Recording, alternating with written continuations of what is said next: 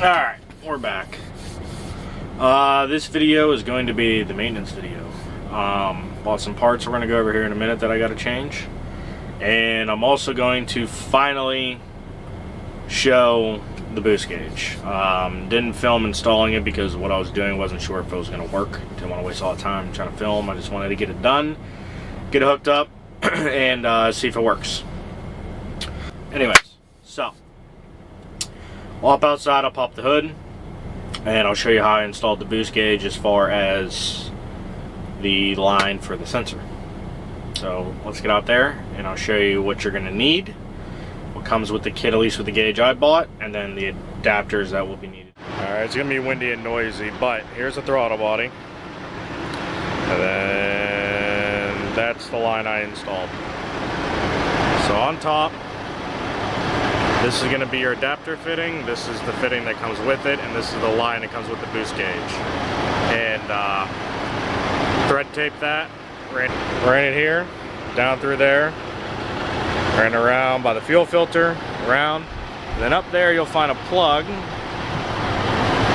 right there, and I just popped a hole and ran it through.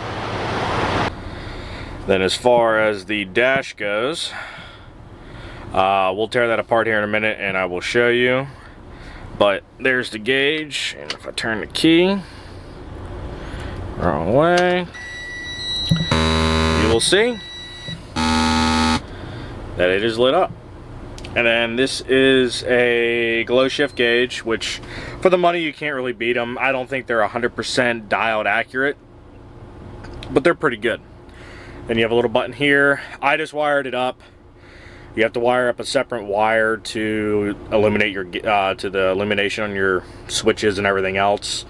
I just plumbed everything very simply, so it'll always come up blue. But if you separate the wires, it'll tell you how to do that in the instructions. It will save your color setting that you want. So you got blue, you got green, you got red. It's a lighter blue. It's more of a baby shit green. A purple, another blue, a dark blue. That's back to factory right there. When you look on top of the throttle body, you're going to see a plug, and I believe I still have it. Bear with me. I do, if I can fit my fat hand down there. Come on. Okay. You have a plug that looks like this on top. It has a torque spit head on top of it. This is what you're going to need to adapt down to the 1/8 NPT fitting that comes with the kit. So I believe this was a 1/2 inch fitting. Don't quote me on that. Now that we got that explained, let's move into replacing the brake valve. And once I get the dash apart, I will show you the back side of the gauge, and super simple on how I wired it. Alright, so the first thing you're going to want to do, obviously, is take your valves off.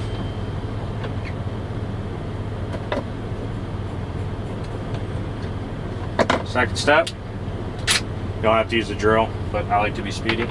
Just take 4 torque spits. 1, done. But for anybody who does not have a factory boost gauge, whether it be a physical gauge on your dash or the electronic one built into your center console, this will be the way to go ahead and get a mechanical boost gauge, which I highly recommend everybody have on a commercial vehicle. That can tell you a lot of things of what's going on. It'll let you know if you're in torque derate. It's a great tool to have. Plus you can feel like a super trucker and start adding gauges all over the place and make yourself feel cool. So now we got the boost gauge covered, let's move into replacing your brake valve. Here's your brake valve behind the dash. That's about what it's going to look like. So in order to get this out, I don't know how big of a headache this is going to turn to how much I have for the airlines. I might have to remove these panels as well. But we're going to take these 4 torque spits out and see if we can pull this out enough to get to the airlines. Let's get this out and we'll see how it goes.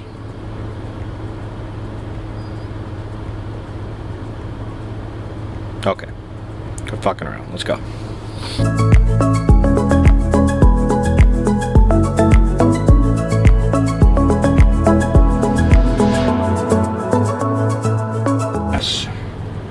can get these out from here.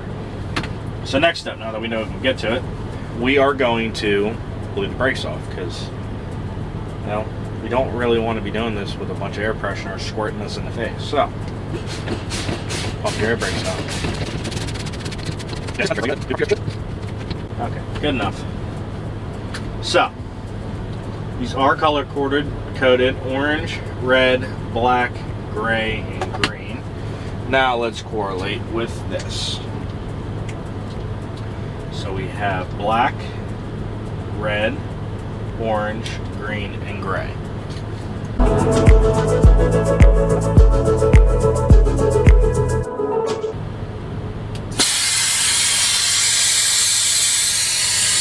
Saw there in the system.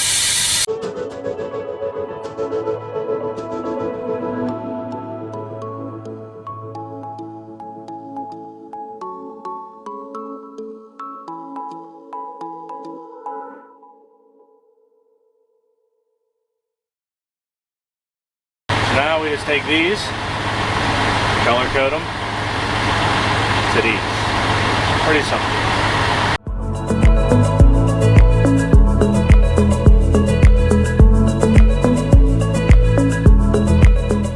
Reinstall.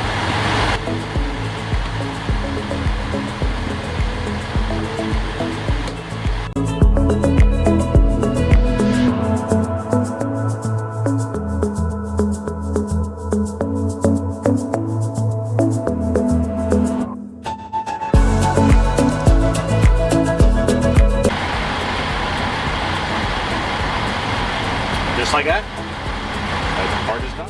And yeah, get yourself a boost gauge. I think I paid 40 bucks for the gauge kit. It's well worth it. Makes the truck look cooler. It's a functioning part. You can see what your truck is doing. You can see where your boost is at. Just, damn it, go buy one and install one. Not even paid by these people, but go ahead and get Glow Shift. I have one in my cars. I've used Glow Shift now for quite a while. For the money, you just can't beat it. You don't have to buy that brand. Just get a damn boost gauge. Okay? Install one. They're easy. They're not hard. I installed that in about 15 minutes. That's the basic rundown of it, as well as replacing your dash valves in case you have to do that. But that's going to be it for this video.